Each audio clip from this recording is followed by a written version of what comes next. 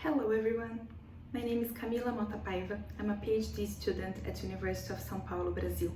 First of all, I would like to congratulate the organizers for the online event and say that I'm really grateful for the opportunity of presenting my work and also representing my research group, Gracias, group of anthropology in Islamic and Arabic contexts. Well, maybe you're not familiar with Islam in Brazil, so I'll briefly contextualize it. There's no precise number about Muslims in our country, but it's around 100,000 up to 400,000. Muslims of Arab origin are still majority in most communities, especially Syrian, Lebanese and Palestinian, but we have an expressive number of new converts every year. As you can imagine, Islam is a minority religion in Brazil, and unfortunately is still surrounded by stereotypes and misinformation, and it reflects inside the academy too. Muslims have been extremely underrepresented in the Brazilian psychological literature. This study is an example of that, because this ongoing PhD is the first attempt to investigate Muslim mental health in our country. So last year, surprisingly, two significant lectures on mental health took place in Santa Lara Mosque, a mosque located in the city of São Paulo. I've been doing my fieldwork there since 2016, and if you're curious, in the poster you can see two photos I took there recently.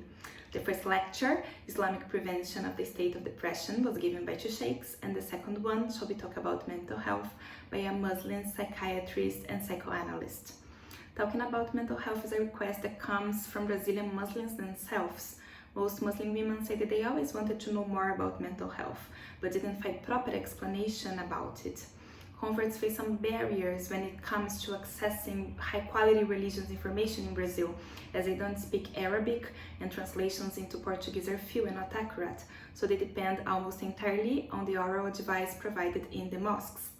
In spite of all the difficulties they face, it's frequent to hear from Muslim converts that Islam also means health for them, and that their suffering is constantly reframed through religious rules and rituals. As we notice, sheikhs are incorporating this mental health terminology in their speeches. They are mainly talking about anxiety and depression. They used to say that the state of health comes from the harmony between body, mind and heart, and that praying is the practice that best symbolizes this connection. It's also important to realize that they are including mental health professionals in their speeches, trying to reverse this often conflicting relationship between them. Regarding mental health professionals, they are mainly trying to break the stigma, affirming that supporting a brother next to us, who is suffering next to us, is the essence of Islam. So they say that Muslims urgently need to be aware that mental health issues have nothing to do with lack of faith, and we have to talk about it more and more and more in the communities. So to conclude, I'm sure that Muslim women, Muslim mental health professionals and sheikhs are our important agents to help us understand Muslim mental health in Brazil.